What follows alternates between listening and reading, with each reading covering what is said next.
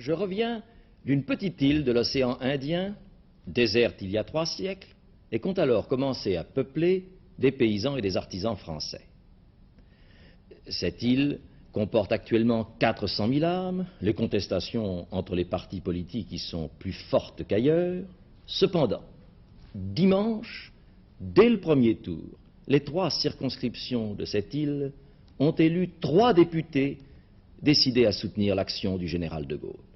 En d'autres termes, là-bas, au bout du monde, comme ici, dans 140 circonscriptions, les arbres n'ont pas caché la forêt, et l'électeur est allé à l'essentiel, la recherche d'une majorité solide et fidèle.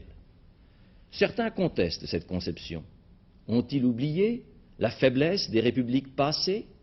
Alors la division entre partis et sous-partis aboutissait à des gouvernements où chacun était quelque peu au pouvoir et quelque peu dans l'opposition.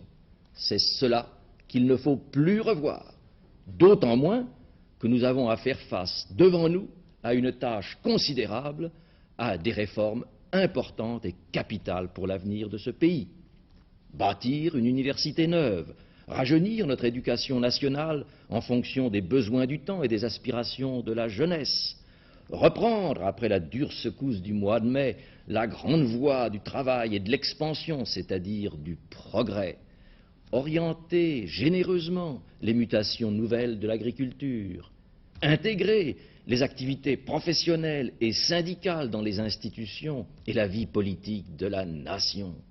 Quelle belle et grande tâche, mais comme il faut pour l'entreprendre et la réussir, un gouvernement disposant d'une majorité solide et fidèle.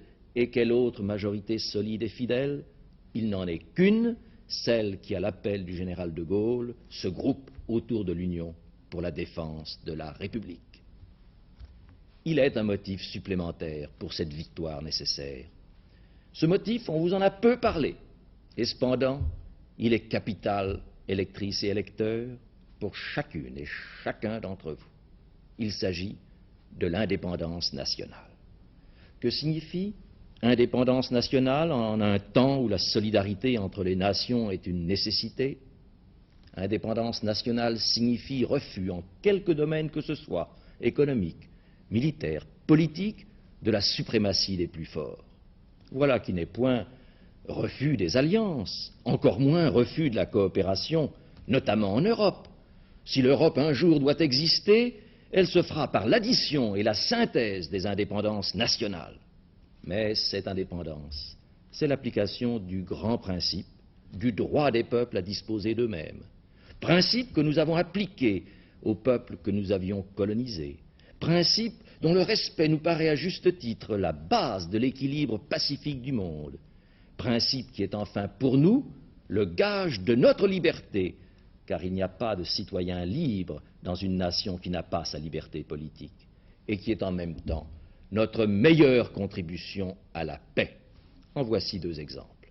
D'abord, la détente. La détente est indispensable à la paix, et détente d'une manière générale, et détente en particulier en Europe, entre l'Est et l'Ouest. Si le général de Gaulle a pu se placer au tout premier rang des artisans de la détente, c'est qu'il a affirmé et réalisé la politique de l'indépendance française. Il en est de même de la politique que l'on appelle d'aide au tiers-monde, politique souvent critiquée, parfois plaisantée. C'est une erreur. Si vous pensez à l'avenir de vos enfants quand ils seront hommes et femmes, les risques de conflit peuvent provenir de l'écart excessif entre le niveau de vie des nations industrielles et le niveau de vie des peuples jeunes en voie de développement. Si nous voulons éviter ces conflits, il faut éviter que l'écart ne se creuse, et si la France est au premier rang de cette grande politique de paix, c'est parce que le général de Gaulle a affirmé et réalisé une politique d'indépendance française. Il est vrai que l'on dit parfois que cette politique détend nos attaches et nos alliances traditionnelles. Quelle erreur!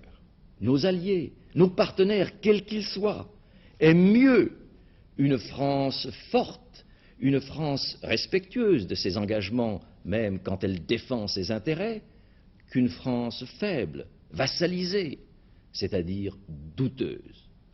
D'ailleurs, une preuve supplémentaire vient de nous en être donnée. La presse, au lendemain du premier tour du scrutin, que ce soit la presse de l'Est ou la presse de l'Ouest, a bien reflété la satisfaction profonde des gouvernements devant les premiers résultats qui non seulement étaient le gage de la stabilité politique française, mais étaient aussi le gage de la victoire du général de Gaulle et de sa politique extérieure. Premiers résultats qui non seulement étaient le gage de la stabilité politique française, mais étaient aussi le gage de la victoire du général de Gaulle et de sa politique extérieure. Dès lors, n'en doutons pas, cette politique d'indépendance française, elle n'est pas seulement bonne pour nous, elle est également bonne pour les autres, et les autres s'en rendent compte. Dès lors, électrices, électeurs, dimanche prochain, confirmez massivement le vote du premier tour.